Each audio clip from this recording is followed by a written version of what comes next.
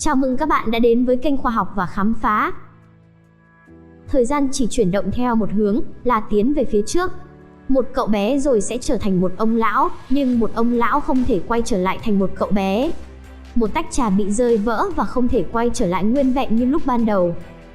Nhưng gần đây, các nhà nghiên cứu từ Mỹ và Nga đã thành công trong việc quay ngược thời gian một chút đối với các hạt hạng nguyên tử. Mũi tên của thời gian chỉ tính chất khắc nghiệt và bất biến của vũ trụ, về cơ bản là hệ quả của định luật thứ hai của nhiệt động lực học. Định luật này chỉ ra rằng các hệ thống sẽ luôn có xu hướng trở nên rối loạn hơn theo thời gian.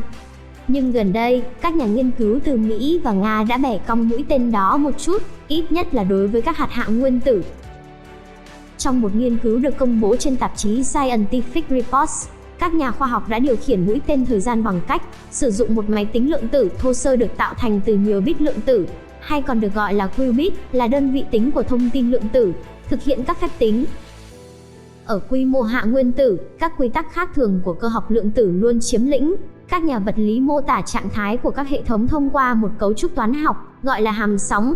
Hàm sóng này là một biểu thức của tất cả các trạng thái khả dĩ mà hệ thống có thể ở trong, thậm chí tất cả các vị trí khả dĩ của một hạt mà hệ thống có thể ở trong, và xác suất của hệ thống tại bất kỳ trạng thái nào, tại bất kỳ thời điểm nào.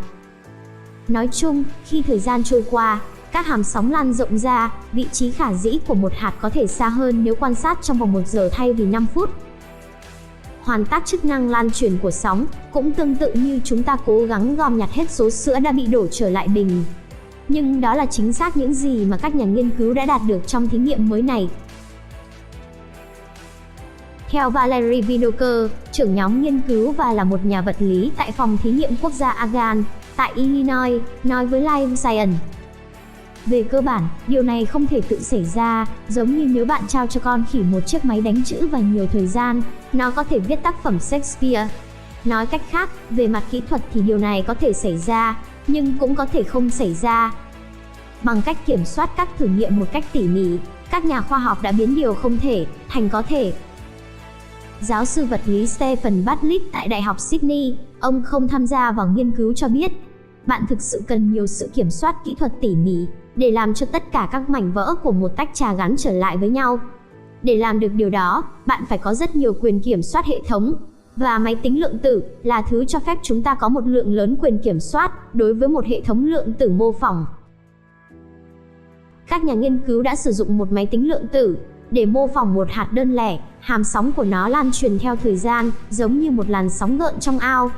Sau đó, họ viết một thuật toán trong máy tính lượng tử, đảo ngược tiến trình thời gian của mọi thành phần đơn lẻ của hàm sóng, về cơ bản kéo gợn sóng đó trở lại hạt tạo ra nó. Họ đã hoàn thành kỳ tích này mà không làm tăng entropy, không làm rối loạn những nơi khác trong vũ trụ, dường như bất chấp mũi tên của thời gian. Điều này liệu có nghĩa là các nhà nghiên cứu đã tạo ra một cỗ máy thời gian, và họ có vi phạm định luật vật lý không? Câu trả lời là không, cho cả hai câu hỏi.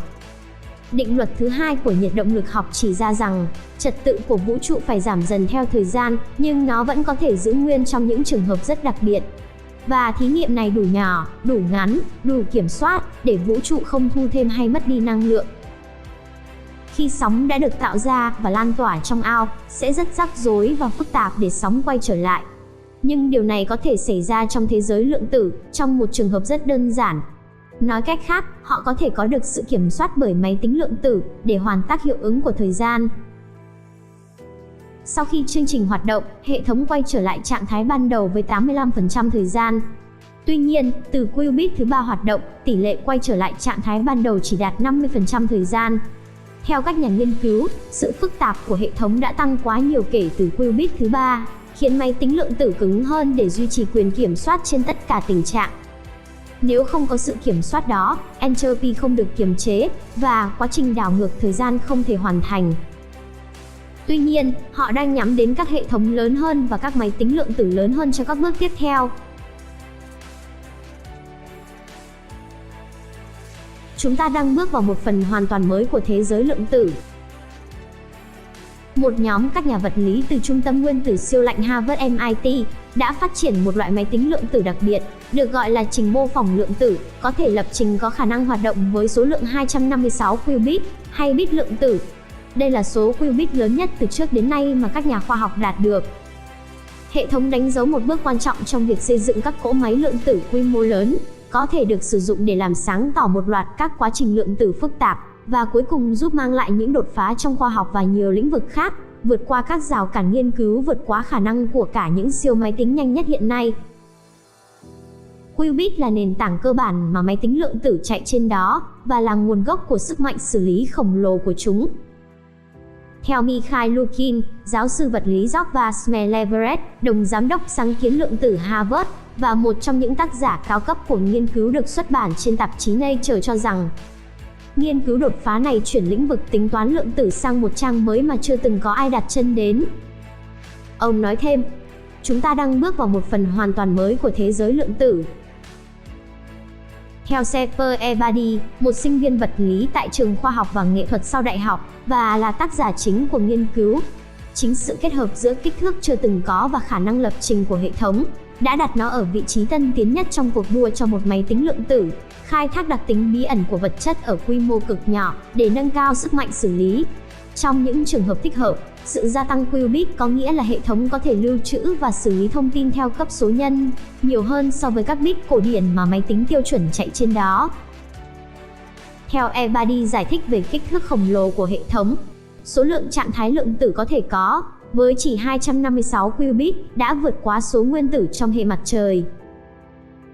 Hiện tại, trình mô phỏng đã cho phép các nhà nghiên cứu quan sát một số trạng thái lượng tử kỳ lạ của vật chất chưa từng được thực nghiệm trước đây, và thực hiện một nghiên cứu chuyển pha lượng tử chính xác đến mức nó dùng làm ví dụ sách giáo khoa về cách hoạt động của tử tính ở cấp độ lượng tử.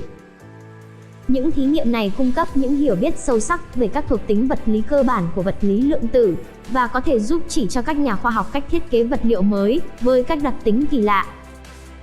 Các nhà nghiên cứu hiện đang tích cực khám phá cách hệ thống có thể được sử dụng cho các ứng dụng mới, từ việc thăm dò các dạng vật chất lượng tử kỳ lạ, đến giải quyết các vấn đề thách thức trong thế giới thực có thể được mã hóa tự nhiên trên các qubit. Ebadi nói, công trình này tạo ra một số lượng lớn các hướng khoa học mới.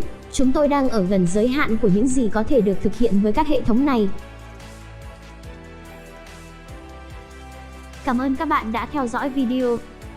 Nếu thấy video này hay, đừng quên like và đăng ký để nhận những video mới nhất từ khoa học và khám phá nhé. Xin chào và hẹn gặp lại.